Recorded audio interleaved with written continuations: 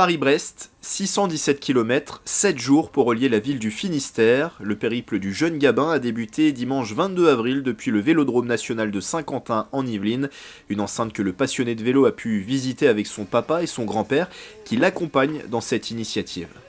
Je suis excitée et j'ai hâte de partir parce que ça fait longtemps qu'on prépare. Il y a mon grand-père qui me parlait souvent de ces Paris-Brest-Paris et tout ça. Et du coup, j'ai essayé de faire du vélo et j'ai bien aimé.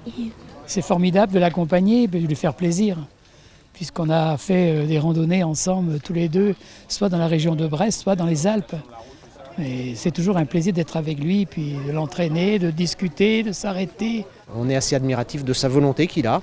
Alors il faut quand même savoir qu'on va rester, on va rouler tranquillement, on va pas rentrer dans l'effort, donc ça va très très bien se passer pour lui. Une performance sportive pour cet enfant de 10 ans, une initiative surtout solidaire pour aider la lutte contre la mucoviscidose. Une amie de la famille est touchée par la maladie. Pendant son trajet, Gabin va donc récolter des fonds pour une association.